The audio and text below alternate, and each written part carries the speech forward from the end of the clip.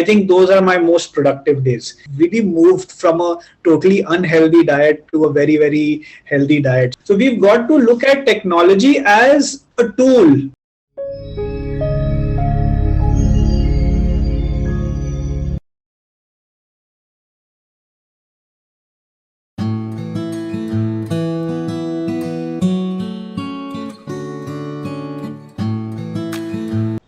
Hello and a very warm welcome to Great Principles. I am Seema Choria.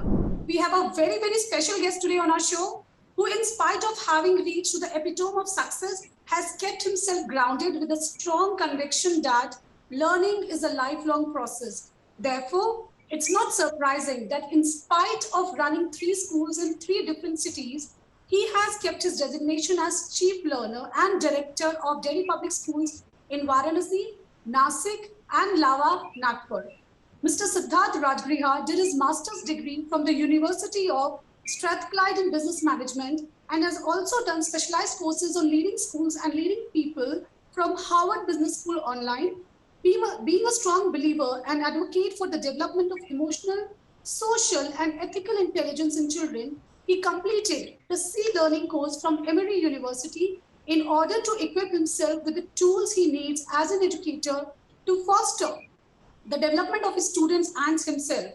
It's an honor and great privilege to welcome to our show Mr. Siddharth Rajgarhia, Chief Learner and Director, DPS, that is Delhi Public School, Varanasi, Nashik, and Lava, Nagpur. Welcome to Great Principles, sir. Thank you, ma'am, and I'm delighted to be here, delighted to be a part of this show. It's an honor, sir. So, sir, Siddharth sir, it is said that a person's childhood play a very, very vital role in our career choices. So we would like to know something about your childhood, your school life, and of course, your academic career. I've been, I've been into various schools. As a child, I was a part of various schools. I was brought up in Varanasi, and then I went on to study at the Chinmaya International Residential School in Coimbatore. And I was an avid sportsman, a jack of all trades. Went into all sorts of sports, and did pretty well at each of them. When I was around 10th grade, my father got into school administration, and that was when my interest towards education really sparked. And I was always a person who was very creative and who got a lot of ideas. Never implemented any of these ideas, but every other day I would get a new idea, especially in my engineering years or other, I got every day I would get a new business idea, and I would trouble and bog my friends and, even my family members about it. So even, when my father started being into school administration, every other day in my conversations with him, I would, share that, because I was into school, I was in, I think, 11th grade at that time.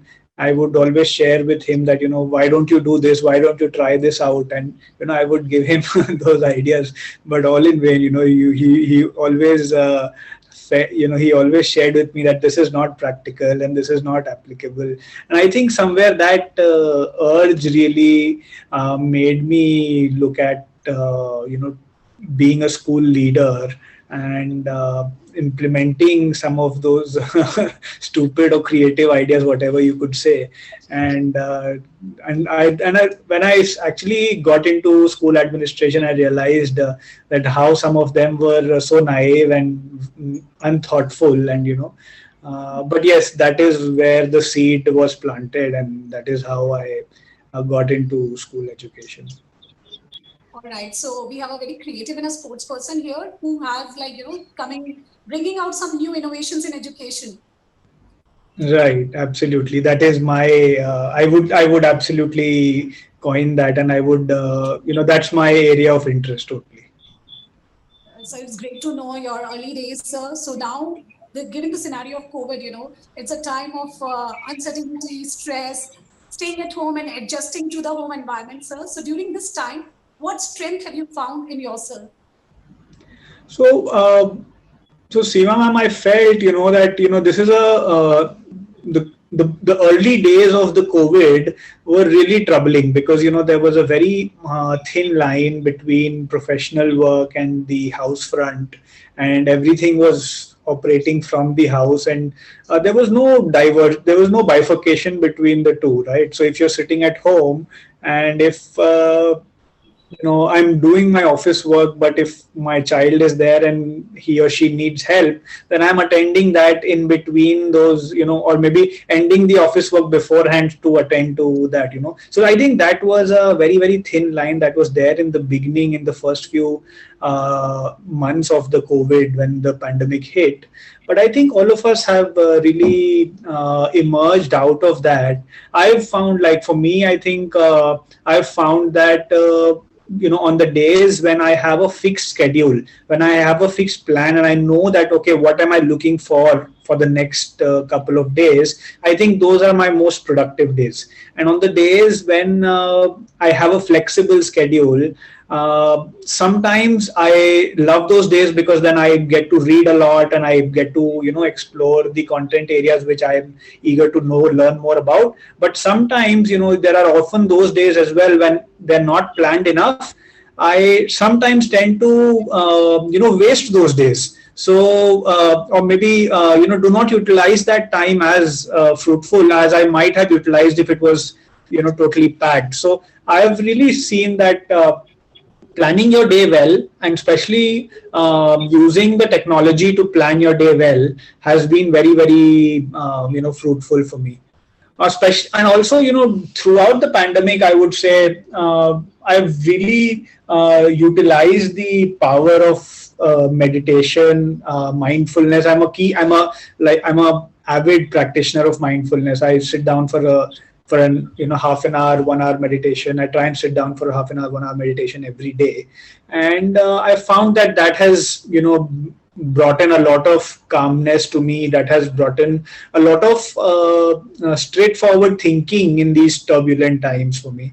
I've been I try to practice regularly a lot of yoga practices, and have a healthy diet. I've really over the pandemic, it's something that really happened good for me, is I've really have to work on my diet, and I've really moved from a totally unhealthy diet to a very, very healthy diet. So that's really helped me through the pandemic. Yes. So pandemic made you a better version of yourself. It improved your diet. It taught you mindfulness and helped you to meditate. I was into meditation and mindfulness before that, but yes, the diet happened through the pandemic. The diet did happen through the pandemic. Being all the hotels and all, everything closed, we automatically switched. Yes, and actually, what I'll just share, what actually happened was, in the early days of the pandemic, I developed a severe skin allergy. And because of the allergy, I had to look within, and because I had taken a lot of medication and none of it worked really. So because of that, I wasn't able to walk for about 15-20 days. Now, because there was no other option that I had tried allopathy. I was on homeopathic medicines, but it wasn't working. So that was when I had to, figure out that, okay, there's something wrong with my diet that is not helping, and that is, causing this to become irritant regularly. And that's how I had to figure out and, chuck out one things from my, one unhealthy stuff from my diet. And finally I had a nice, so I'm a lot on veggies, a lot on juices now. So I think that's really helping me. Wonderful. So like pandemic transformed education, it transforms sir's diet also. Great. So going ahead, sir, now we would like to ask you about, the Delhi Public School, the DPS, it's a brand. What is your opinion about this brand school, and what is the philosophy of the school, how it positions itself as a unique school of the country? So, DPS, the first DPS started in the early years of 1941, and DPS is a legacy school. DPS brings along with it a lot of experience into the teaching learning process. DPS has taught us, that how a legacy is actually made and how year on year you can deliver quality education. I've always felt that service before self, the motto of the school, has always played a pivotal role in whatever we've done. We've always looked at the child as our center of effort in whatever we've done. We've always looked at providing the best quality, putting forward the best quality step for the children. And I think the pandemic again brought, really all of us at the school, at our three campuses especially, I would say that all the teaching faculty and all the admin people as well, really lived up to this motto of service before self. They put themselves out there in a lot of difficult times and made sure that the learning for the children was not hampered. And I feel that, without without this as being our core motto and the value that we live for at Delhi public schools, I think it would have been really difficult if we did not have this sort of a culture wherein we have to, we all believe, and there's a shared understanding that all of us together have to, before our needs, we've got to put the needs of the children, we've got to put the needs of the families that we are serving, we've got to put their needs before what we require. And I think that that one belief, that one thought really made all of us at Delhi public schools work tirelessly, in the first, I would say, first 3-4 months of when the pandemic hit, because it was a big learning curve. It was a big learning curve for everybody, and I'm really, really happy with the kind of efforts the teachers put and the kind of hours they put. They were totally dedicated with the work. And today, all those efforts that we had put that day, those first days, and even regularly, we've never stopped learning, right? So those are shown today in the way children are learning, in the way children are sticking to our online classes, the attendance that we can see, the responses that we get from parents. It's really heartwarming, and I'm sure all the teachers are also appreciating their own efforts that they've put in. For they had to really unlearn and relearn overnight. So I think that was a tremendous job. It was, I believe, only a resilient organization can put something of that sort, and we were able to do that. And hats off to our teachers to be able to, being so resilient in very, very difficult times. We've also had cases that there's someone whose family members is down with COVID and maybe in the next room, and still the teacher is on the online class and putting in those hours. So hats off to the teaching community, I think, across the country. Absolutely, sir. Pandemic actually made us realize that there is one more unsung hero, and that is a teacher. And often we forget to, pay them the tribute for the hard work they put in.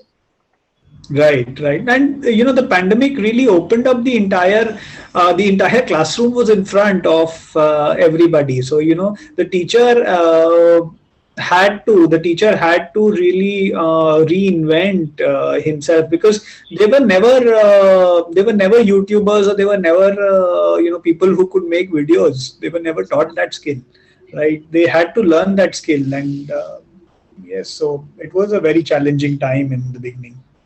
Yeah, and we are really seeing some very creative stuff coming up from teachers these days, and it's really like marvels to see. Oh my God, we never looked at this side of our teachers ever.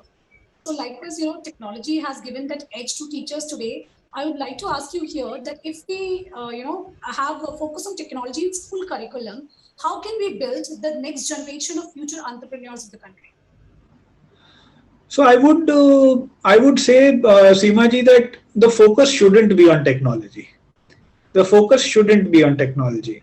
जैसे कि अगर मुझे आपसे if I have to make a good positive relationship with you, we are using this Zoom call to build that relationship, right?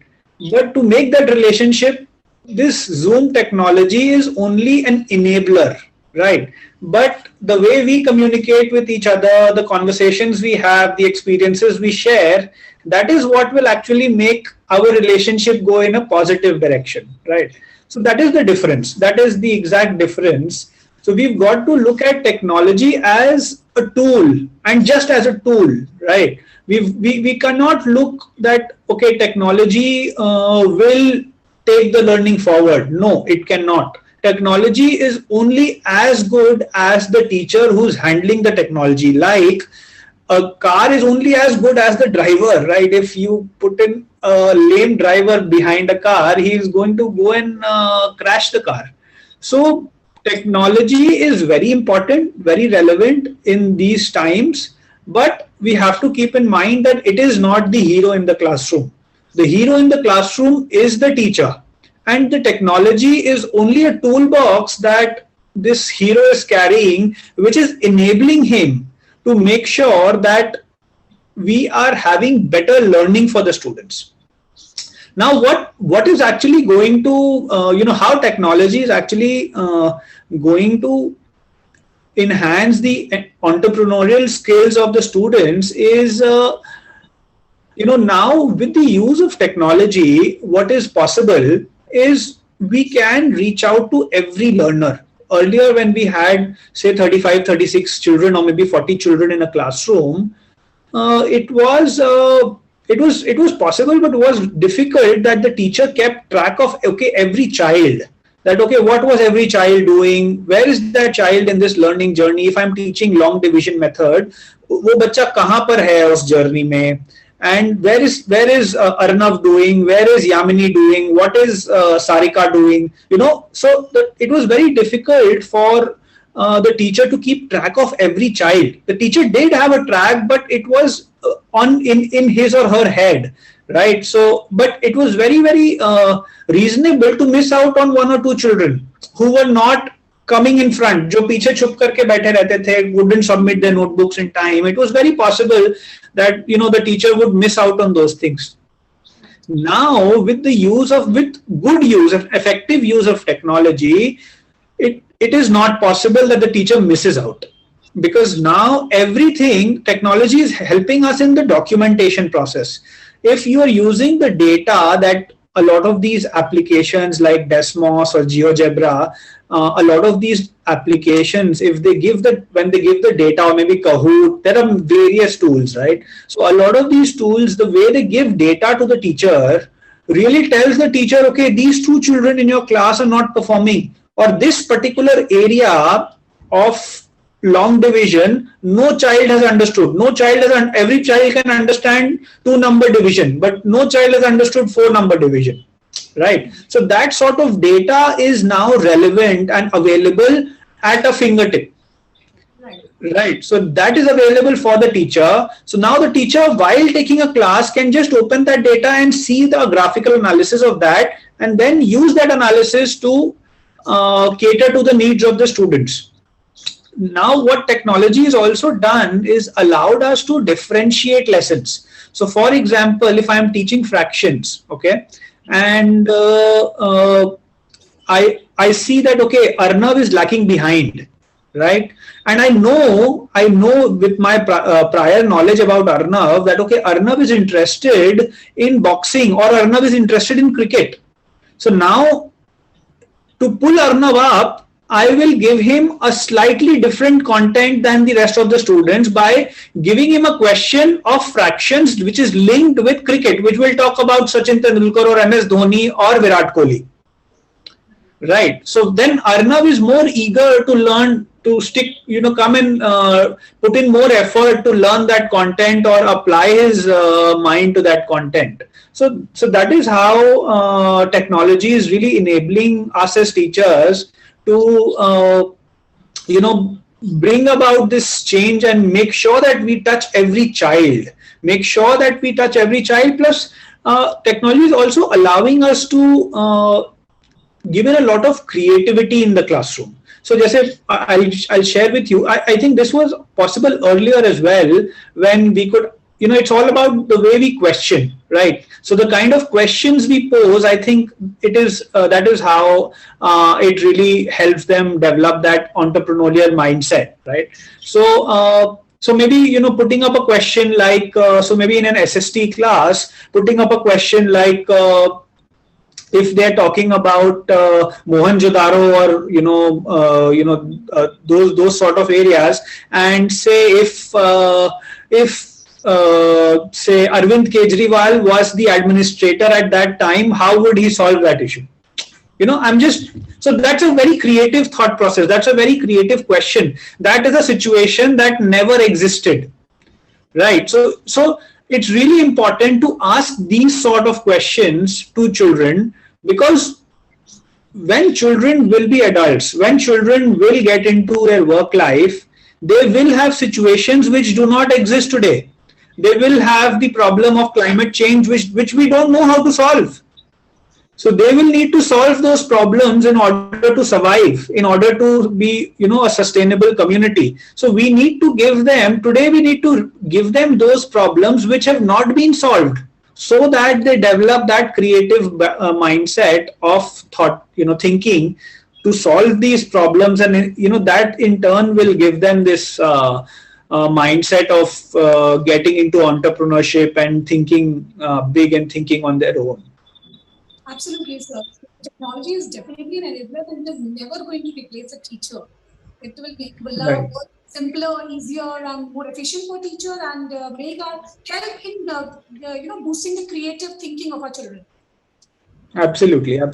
So the teachers who use technology well will do great, and the teachers who do not use technology well, or don't understand technology, or have a fixed mindset towards technology, I think they're going to really face the challenge, and they're really going to go out of I can absolutely say that they're going to go out of the the trade of teaching. Absolutely agreed, sir, because today digital edge or digital literacy is something that we all need to possess. Without it, we cannot exist now. Absolutely, totally. Yeah, so going ahead, sir, we were just talking about the COVID and the situation. So, sir, this COVID has definitely strengthened the bond between, parental involvement, not the bond between the school and the home. So, how do you think that schools can put an effort in strengthening this linkage of school parent, which somewhere was not up to that mark before COVID? Okay. So, when you talk about the parent and school connection, I am a fan of the work of Paulo Freire. He, in his book, Pedagogy of the Oppressed, he talks about a term called dialogue. And he really beautifully defines what actually he means by the word dialogue, what actually is a true dialogue in his terms. And I feel that this connection between parents and students, what we really require is to dialogue, and dialogue well. When he talks about dialogue, it's really, I think that is, dialogue is one thing that is very, very important to strengthen this bond of the school and the parent. See, I'm a firm believer that no parent wants anything bad for their child, and no school wants anything bad for the child, right? Because the child is a common thing for both of them, and both of them wants good for the children. So there is nothing that can actually go wrong but miscommunication. So a lot of times what happens, a step a school takes, the parent misinterpret it or do not understand it. Sometimes, some parents misunderstand something and just bubble it, out of proportion, and others don't even understand it but just join that, right? So I think it is very, very important that this dialogue is maintained. Schools regularly communicate with parents about what is it that they are wanting to achieve, what is it that they are trying to do, it is really important that there's an open communication between the parent body and the school, and there's a regular feedback mechanism which allows the school to really reflect on the kind of things that they're doing. So I think it's the parents have to, the school has to take the parent on its side. The school has to understand that what is it that the parent wants. The parents have to understand what is it that the school wants, and it's a handshake. It can only work in a handshake. So it's really important that there's regular communication. We use as a school, you should one should always use a particular agenda, and the communication has to be regular and by using various medias. So a lot of times when I talk about communication or dialogue, it's always looked at that, okay, we are going to have a session. We are going to have a session, just make your, maybe, right now we are going to have a virtual session with the parents. But we've got to look beyond it. The communication is not just having a virtual session. Communication is also our emails. Communication is also small videos that we can send on WhatsApp. Communication is also sending out a small poster about something that the school is doing, educating the parent community about if there's a new initiative the school is taken, you're educating the parent community through a poster that why that initiative and what will the children benefit from it. So I think we've got to really strengthen the communication between the school and the parents, and we've got to look at communication as a multifaceted thing rather than just हमने साल में 3 बार या 4 बार PTM कर लिया है, एक बार parent orientation कर लिया, and that's it. I think we've got to look at it way beyond that, and we've got to utilize every opportunity to communicate well with the parent body. I think that is very important. And good schools have done it far before the pandemic as well. I totally believe that good communication is the key to a strong relationship here. So I think totally agree with this, because a small gesture taken by my child's school, sending a personalized video for my daughter's birthday, make me feel so special that, school cares so much about it, and, taking care of the small needs of children and informing parents, okay, pandemic's there, this is what you're supposed to do. So definitely a big strategy step by the school that can be taken is to keep a regular open line of communication, and this is what is all needed to strengthen this bond. Yes, regular open line of communication plus using various, I think I would reiterate this because this is, I think, the most important thing that, you have to make sure that you use various medias of communication. Right now with the technology, it's really important to do that, because when you have a virtual session, right? So maybe, in a class of 100 students, maybe 40 children's parents could not attend. So you've got to break the same orientation into smaller videos or into an email, into poster, and send it out to them at regular intervals so that someone who missed out also can look at that poster or a small video and get at least a gist of what the school is trying to communicate. I think that is very important. Absolutely, sir. So, sir, now, sir, going ahead, I purposely didn't talk about any of your achievements in the introduction, sir, because it would be good to know from you. You have a long journey of studying into various universities. So what are the achievements or accomplishments, I would say, that make you feel proud? So there've been various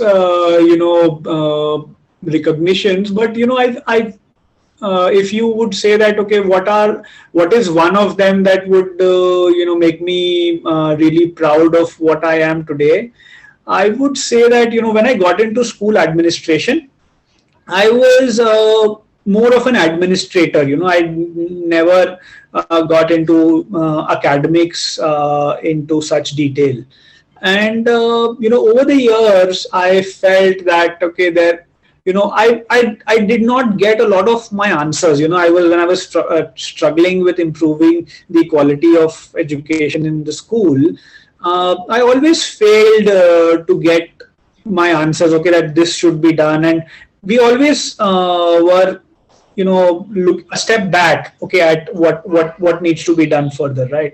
So I think that urge really made me to move from being into core administration to actually being a learner, and moving into the academic side of things, understanding, having a more detailed understanding of the school. And when I made that shift of being a learner and getting into academics alongside the administration that I was involved with, I think that was a big achievement for me.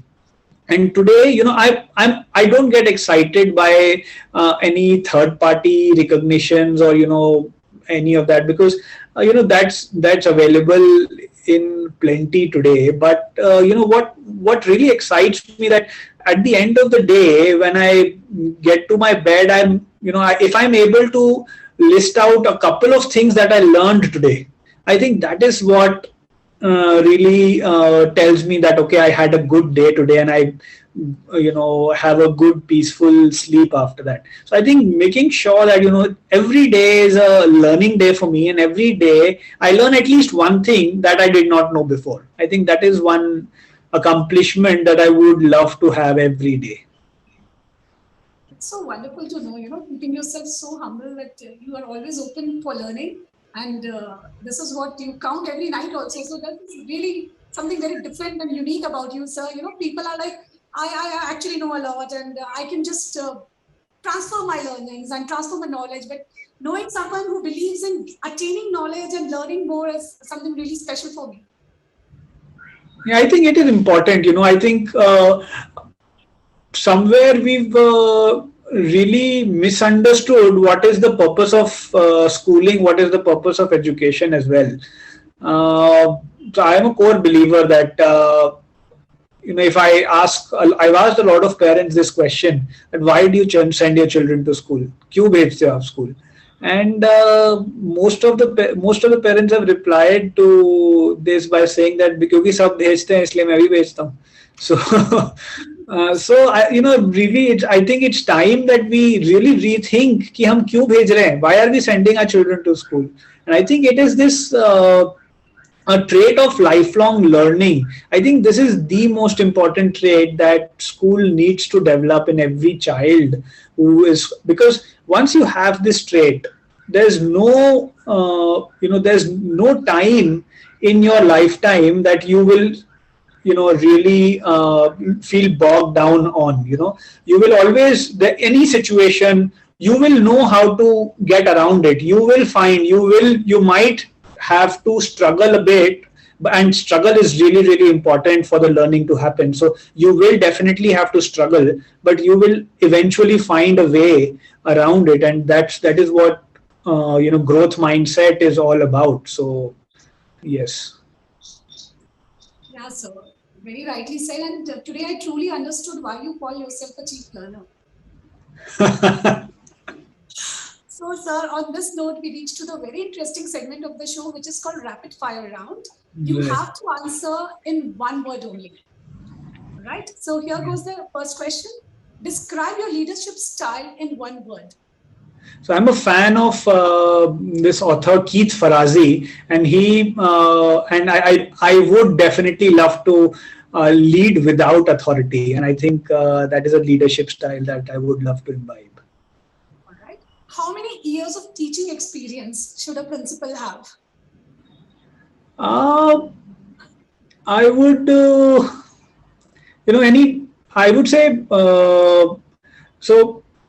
I wouldn't say that any number of years is necessary, but I think what is really required to be a school principal, the prerequisite to be a school principal is that, someone should have at least some experience of all the areas of the school. So, you're starting from pre-primary till grade 12 should have at least some experience in all of these areas, and also have,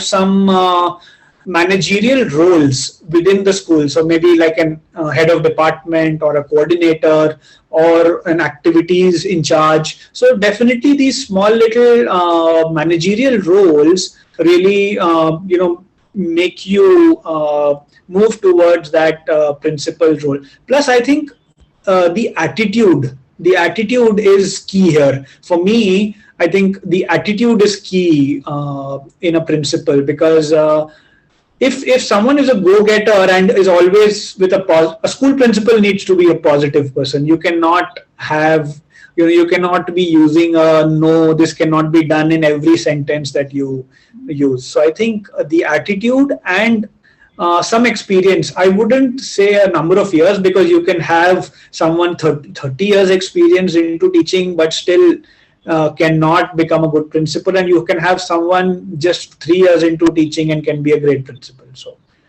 I wouldn't coin that. So wonderfully answered this question. This has been like a hot topic between us. Like, how many years of experience and why is teaching necessary? So to get the understanding of each and every area, because principal's role is varied. He is involved in each and every aspect of the school. So he needs to have leadership qualities also. He needs to have teaching experience, academic, finance, everything. Even at times he's required to have marketing skills. Yeah. So to me, I think the key trait to a school principal is attitude. I think that is the most important trait that you should be looking for in a school principal. Absolutely, sir. Going ahead, do academic marks matter in life? No, I think as a society we've got it like totally. We've missed the arrow and it's gone and hit a different target completely. I think we've got to get out of this race of marks. We've got to be more concerned about what the children are learning. We've got to look at various ways of assessment. The national education policy also talks about having different ways of assessment, using portfolios, using more of formative assessment. We are doing a lot of work on that. We've been doing a lot of work on that in our schools. In the way we assess children, especially formatively, and in smaller chunks as well. So I think that is very, very important. We need to, it will only happen if our higher education institutes do not value marks as much. And I think that change has started. A lot of these deemed universities now, like the Ashoka University and, the Rishi Hood University, and there are various others now. A lot of them are opening up the doors to taking children on portfolio assessment rather than just. And this year what happened with the 12th board marks, children were assessed on a very random scale that was shared by the CBSE. So it's really, really important that we move out of the marks race and we actually concentrate on learning. Right, sir. So going ahead, sir, the last question of this segment. Of the two, which is more important, having talent or working hard? I think having talent is a myth. To me, having talent is a myth. There has not been a single person who's had talent and not worked hard and done wonders. Everybody has had to work hard. And I think that is very, very important. And I think that is where the science of the growth and the fixed mindset also comes in. And the research of Dr. Carol Dweck talks about how we can really set up our children for success. And what do we communicate? So what should we communicate with our children so that they can do better? So maybe, if a child did so well in a test, and the parent can say that, okay, you're a brilliant child, this was so easy for you, right? So this is something that, if you communicate this, you're actually setting your child up to have a fixed mindset, because next time when he can't do this, he will feel that, acha, main brilliant nahi hu, because main nahi kar sakta.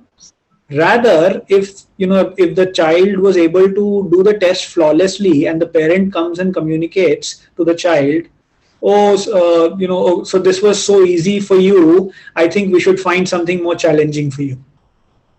So you see that shift between the communication, the language that the parent is now using. I think that is very, very important, because once we are able to shift this communication language with the child through the parents and the teachers as well in the classroom, only then we will set up our children for success. Otherwise, we are always telling them, okay, you can do this and you can't do this. We are never telling them, okay, if you work hard, if you change your strategy, you can be good at something.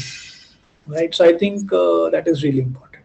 So we have a great leader with us, and which totally stands true on the saying that leaders aren't born, they are made, and the only thing that make them is hard work and nothing else. So this is what even Siddharth sir is. He is a person who has made himself, he has really worked hard for this, and this is what his thoughts also reflect.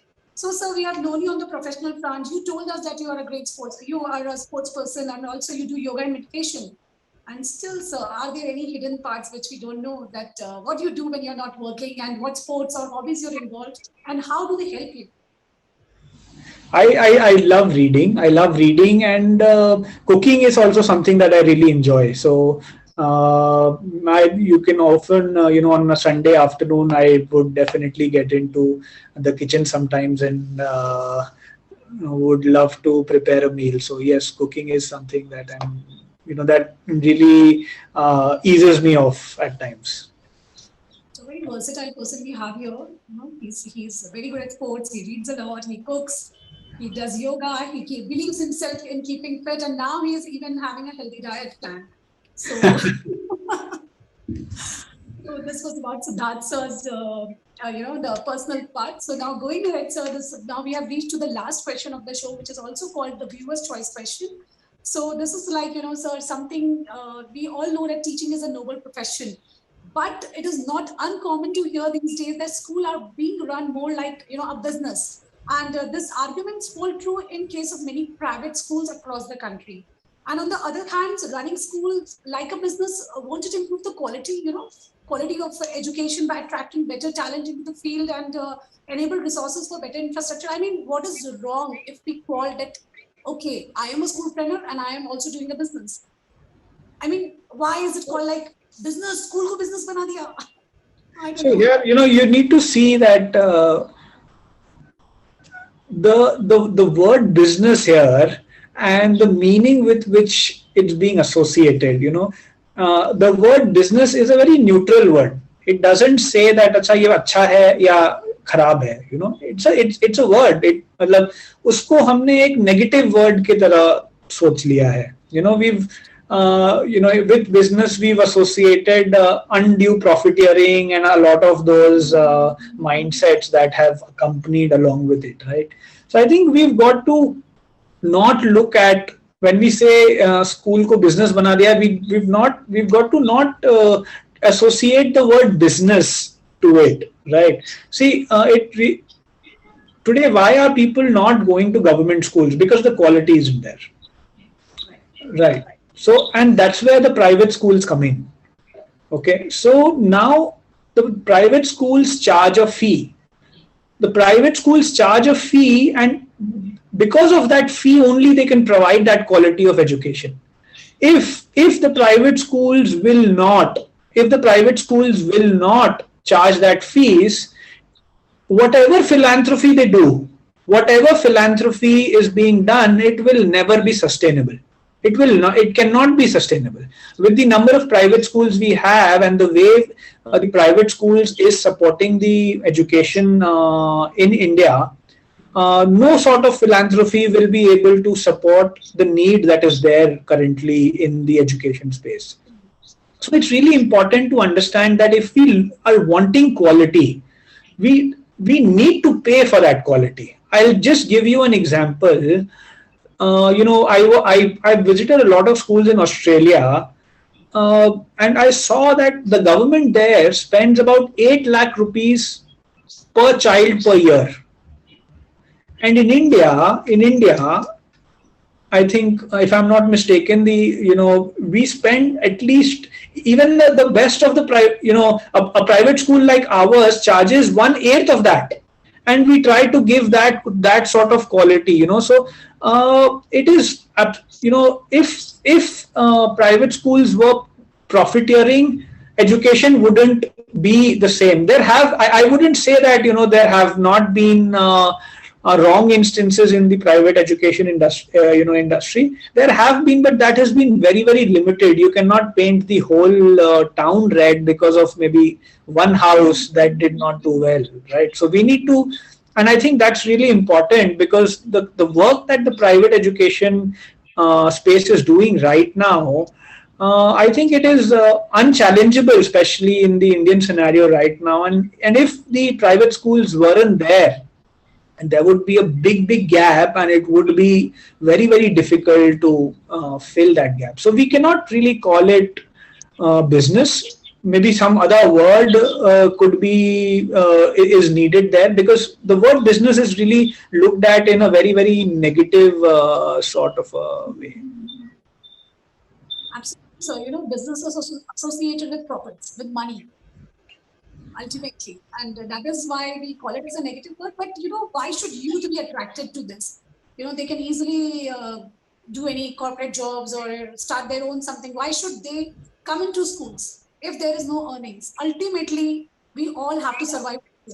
So there has to be earnings. There has to be earnings, and that's, see, for example, if someone wants to have a job, and if someone is earning that, in an MNC, a 50,000 rupee per month paying job, if he has to come into education, he wants something similar. Definitely education brings along, it is a noble profession and brings along a lot of respect and other things along with it, right?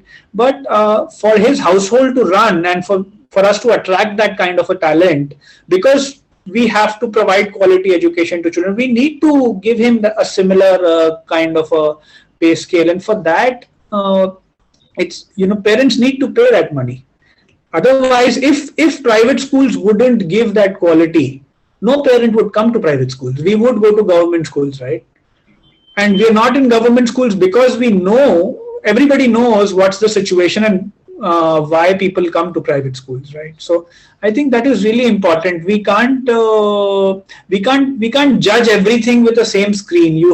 I understand that there has been, maybe a couple of institutes that might haven't been very ethical in the past, and that has really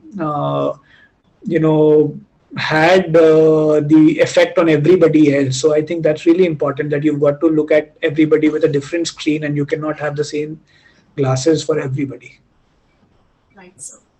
Very rightly said here, sir.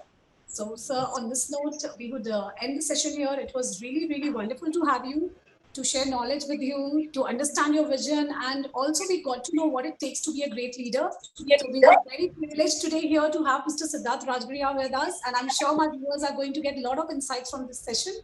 So thank you so much, sir, for your time, and we are truly privileged to have you. Thank you, Seema ji. It was great to be here. Thank you.